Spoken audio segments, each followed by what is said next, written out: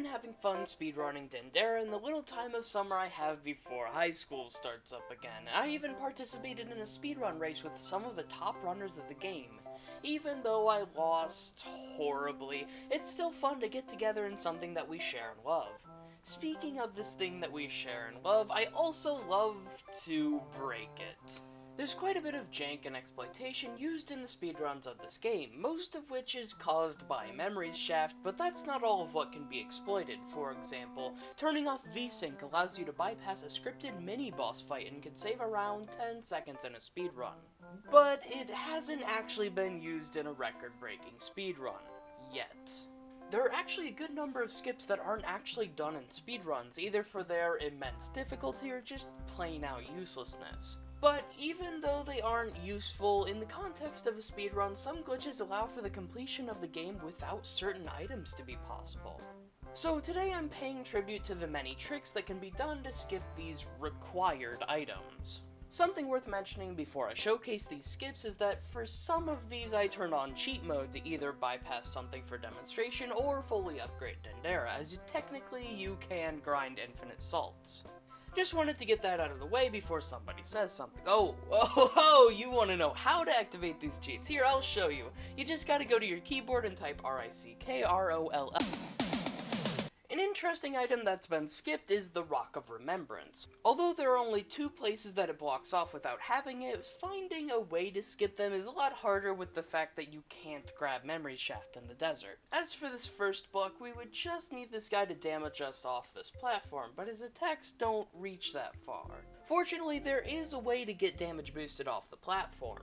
In order to do this, we need to activate Vengeful Enemies at the start of the game, which sets to a save file that enemies will leave behind a missile when they're destroyed that comes through walls at you. By killing the enemy with Logic Blast and moving to the platform, the bullet gives you the boost that you need to jump across. As for the other block, you would need multiple hits to get across, and all the enemies are super far away. But what we're able to do is lead this one to us to attack us continuously up to the other side of the platform. And with that, it is indeed possible to finish the game without the need of the Rock of Remembrance. But that was simple, and was performed publicly already. So let's show a challenge that hasn't and will probably never be done. The Stone of Intention is an important item in the game, giving you access to the Dream Realms, but is also needed to traverse through the many intention platforms scattered across the Golden Fortress.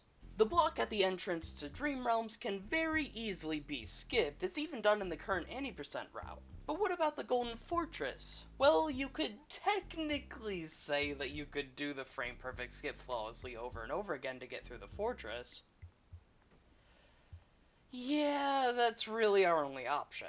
It is still possible to skip all 4 sections of the fortress, but even so, there are intention platforms in the main room as well as from the camp you start at. This is a challenge that I believe should only be tested, as many perfect skips would need to be performed in succession. But it's already been known that this is possible by many people, but what's something that hasn't been known by anyone else? The Pearl of Dreams is an item that's used as a fast travel system for the average player, but it's a requirement to complete the game as you need to discover a camp through a hole in the Golden Fortress, and travel to it using the fast travel system. Or at least we thought it was a requirement. The hole next to the camp does indeed have an invisible wall that you cannot jump through, and Displaced Presence doesn't fit through it either. And with every single side of the fortress being sealed from the outside, it seemed like using the Pearl Warp to the camp was the only option. Even the memory shaft alone can't penetrate the barrier. Well, I emphasize the word alone, because adding another ability to the case makes for a pretty interesting duo. When damage boosting to a wall with a standable surface on the other side, shooting a Displaced Presence can teleport you to the other surface, or even between the 2 surfaces. Using this knowledge, we can fly to this wall, use a Displaced Presence to warp inside the wall, and use the second one to reach the other side, bypassing the need to use the Pearl of Dreams. But enough talking about getting to the regular ending. The Trials of Fear addition to the game has added 2 extra weapons to the game, the first of which being the Skin Knitter, which is usually required to get to the Masquerade, but this can easily be skipped by just shooting a memory shaft through the wall. It's so easy that this is actually used in the true ending speedruns of the game. But a skip that isn't used in the true ending speedruns is the skip to bypass getting displaced present, which is usually needed to cross this gap, but can be skipped with a buttload of damage boosting to make it across. You think that wasn't enough, jank? Well, in the true ending, you also need to get the shell mirror to jump through these eyes to unlock doors.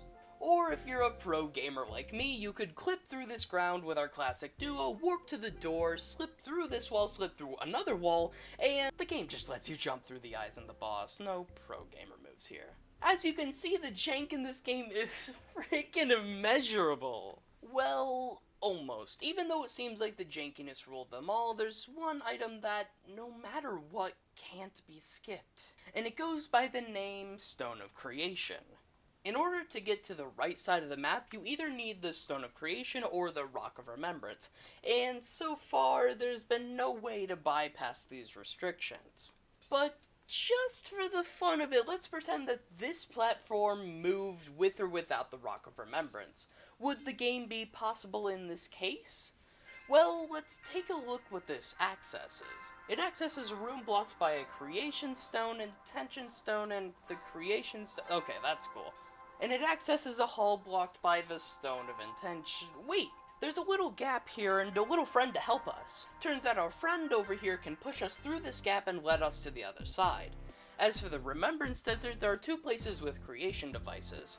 The first can be skipped with a simple damage boosting, but the second one needs to be skipped by precisely bypassing the room itself, jumping through a small gap in another room.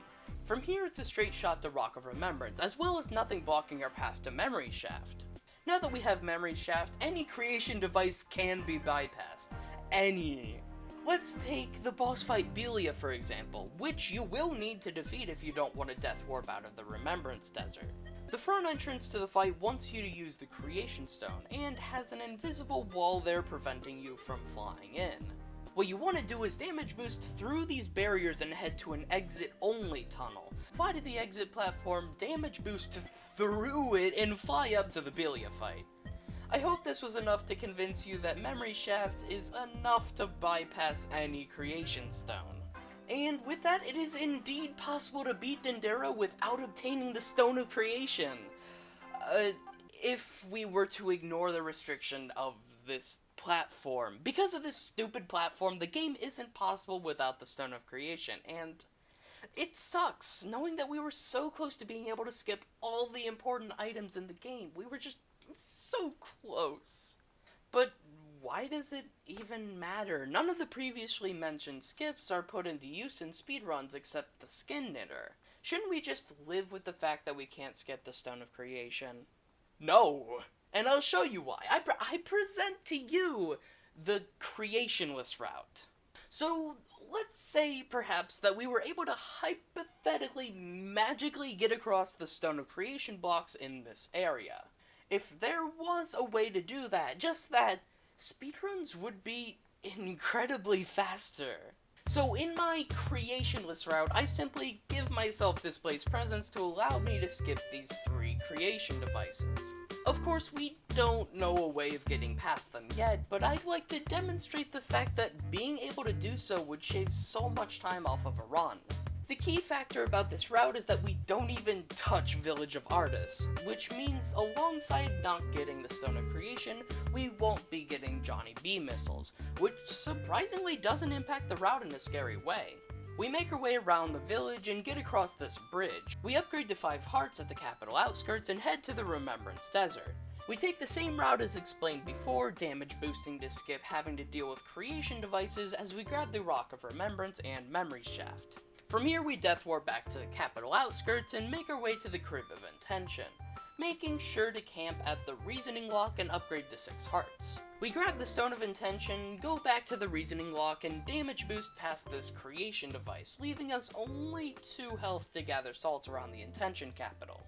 Once we make it back to the capital outskirts, we have enough salts to upgrade to 9 hearts and 2 energy bars. Next we head to the Dreamlands, very easily boosting across this bridge. Do a simple fake town skip with the Pearl of Dreams and head once again to the capital outskirts.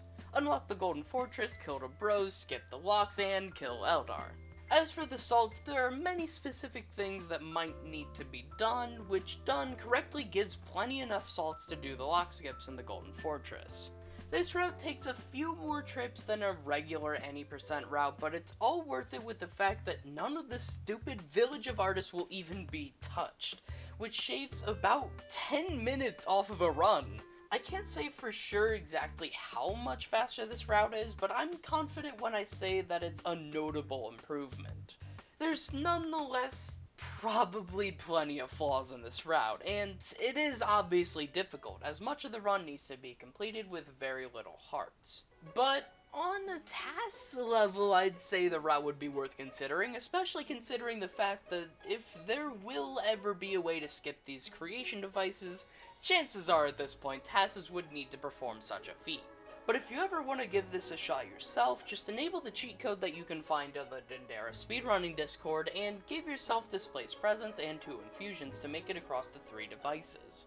Well then, it looks like those are the skips that can or could be done to leave out important items in the game. As crazy as these skips seems, none of these discoveries actually have use on a speedrun.